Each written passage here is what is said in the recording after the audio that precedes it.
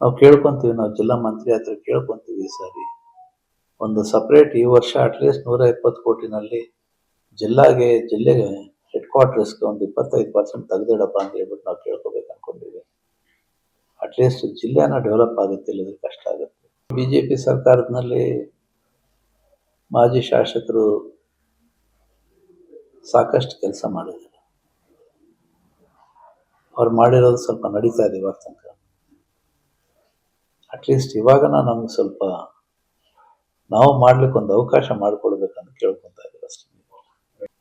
120 ಕೋಟಿನಲ್ಲಿ 120 ಕೋಟಿ ನಮ್ಮ ಜಿಲ್ಲೆಗೆ ಬೇಕಂತ ಕೇಳ್ತಾ ಇಲ್ಲ. ನಮ್ಗೊಂದು 25% ಅದು ಮ್ಯಾಂಡೇಟ್ರಿ. ಎದಕ್ಕಂದ್ರೆ ಇವತ್ತು ನಮಗೆ ಅಡ್ಮಿನಿಸ್ಟ್ರೇಟಿವ್ ಆಫೀಸ್ ಇಲ್ಲ, DC ಆಫೀಸ್ ಅಡ್ಮಿನಿಸ್ಟ್ರೇಟಿವ್ ಇಲ್ಲ.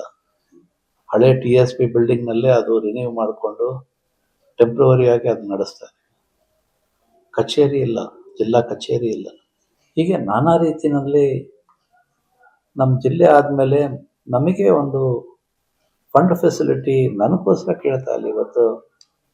ಇವತ್ತ ಬೇರೆ ಕ್ಷೇತ್ರಕ್ಕೆ ವರ್ಷಕ್ಕೆ 60, 70, 80 ಕೋಟಿ ಸಿಗ್ತಾ ಇದೆ. ನನಗೆ ಬರೀ ಒಂದು 10 ಕೋಟಿ ಸಿಗ್ತಾ ಇದೆ. ಇವಾಗ ನಮ್ಮ ನಂಜುಂಡಪ್ಪ ವರದಿಯಿಂದ ನಮ್ಮ ಹೊಸಪೇಟೆ ಮತ್ತು ರಾಯಚೂರು ಮತ್ತು ಬೀದರ್ ಇವು 3 ಇದಕ್ಕೆ ಅನುದಾನ ಭಾಳ ಕಡಿಮೆ ಕೊಡ್ತಾ ಇದ್ದಾರೆ.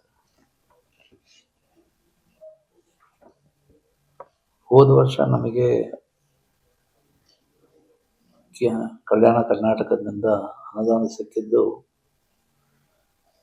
ಮೈಕ್ರೋದಿಂದ 10 ಕೋಟಿ 50 ಲಕ್ಷ.